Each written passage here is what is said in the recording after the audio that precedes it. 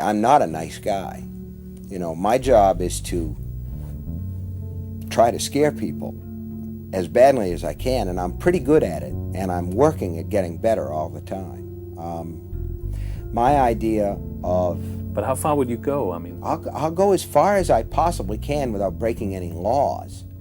You know, in other words, my idea of the perfect scary movie would be one where the sign outside said that it was a comedy, and when you got in, they locked the doors and they wouldn't let you out, and you had to watch it, and people would have heart attacks. It's Dad! Scotty! Scotty, no! Did you light a candle for me? What are we waiting for? Go ahead. Yeah, you first, Einstein.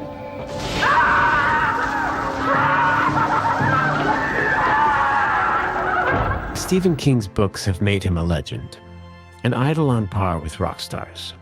He still lives in his mysterious house in the quiet town of Bangor, Maine, where most of his stories take place. He rarely receives visitors, but the fan mail keeps flooding into his office every single day from passionate readers around the world.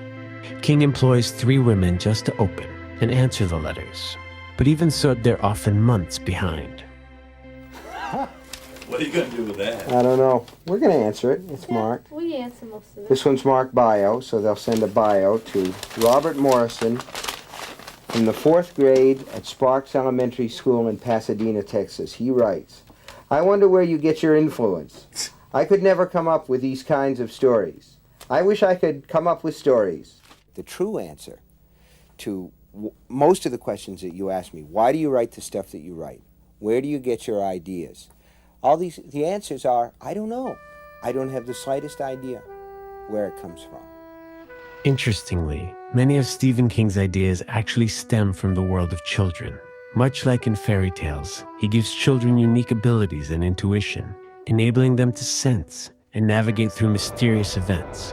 I talked to a bunch of 2nd graders one day, kids that they'd be 6 years old, you know, and we're just sitting around shooting the shit, and I say to them, what scares you in Bangor? Because that's what I wanted to write about. I wanted to write about the fantasy lives of children in a small town. And one kid goes, you know that statue of Paul Bunyan? And I say, yeah. He says, sometimes Dad gets down and walks.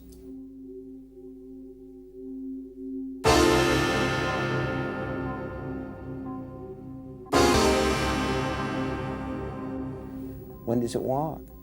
He says, at night. He says, one time there was a kid down there, and Paul Bunyan stepped off and squashed him like a bug.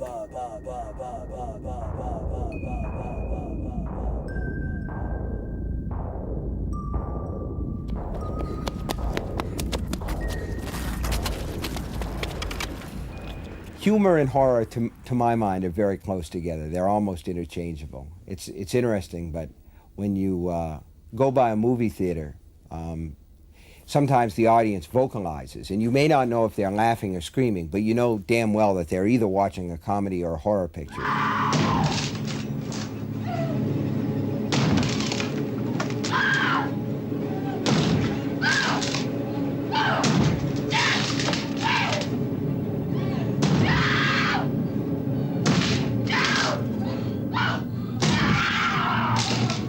Bangor itself isn't much of a tourist attraction, but that hasn't stopped large groups of Stephen King fans from making pilgrimages to the town, hoping to visit the locations featured in his horror stories.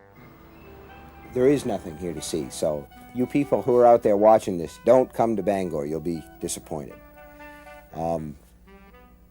They would hang me, you know, the town fathers, the JCs or whatever, the Chamber of Commerce would hang me if they heard me say that. The local bookstore is run by a warm and welcoming couple who have become self-proclaimed specialists. They fully understand why lovers of literature and connoisseurs of horror make their way to this otherwise quiet town. Only to see where Stephen King lives.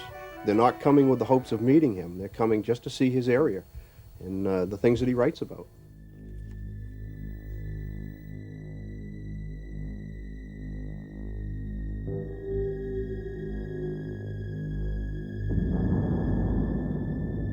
They come to my house because there's nothing else to see. So I'm out walking my dog one morning, right? And the dog's there on the lawn, and the dog's taking a shit. And I look up, and there's 120 people taking pictures of my dog taking a shit on the lawn, right? And that's when you realize that something has gotten fundamentally out of control in your life. I'm not really a celebrity. I mean, I'm not even sure that there are celebrities. I mean, does Frank Sinatra feel like a celebrity when he's taking a dump, you know, when he's in the bathroom, you know, and he's...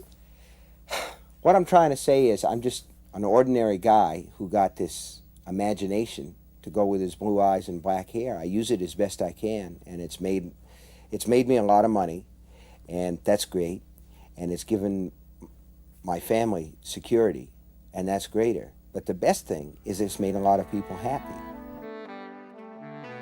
He was there to present King with the Author of the Year award, as voted by 100 Danish booksellers from the chain bog any day. The prize of 10,000 Danish kroner might be modest for a multimillionaire author, but hopefully he'll put it to good use. It's wonderful to be recognized and to get that feedback that people like your work, so thank you very much. Yes! The book and film Misery, like many of King's works, explores the dark side of success. In this story, a deranged fan takes revenge when she discovers that the author has killed off her beloved character in his latest book. You dirty bird. How could you? She can't be dead. Misery Chastain cannot be dead. Annie, in 1871, women often died in childbirth. But her spirit is the important thing, and Misery's spirit is still alive. I don't want her dead! I want her! And you! To visitors, Bangor's charming old New England houses might seem peaceful and harmonious. But in King's fictional universe, the facades hide layers of horror rooted in America's collective traumas and obsessions, disguised as innocent pastimes. Hobby is a polite word for an obsession, isn't it, really? I mean, that's what we call our obsessions, you know, when you say to somebody, don't touch my stamp collection or I'll kill you. They're my hobby. Well, you don't say you're going to kill somebody unless it's also your obsession. So I think that horror is one of those useful things that allows us to explore areas where we don't dare go. Even though films based on his books often vary in quality, the horror always masks deeper questions about the origin of life and the recurrence of ghosts across time and space. It's the same story over and over again. We are born from a mystery, and we live briefly, and we die into a greater mystery.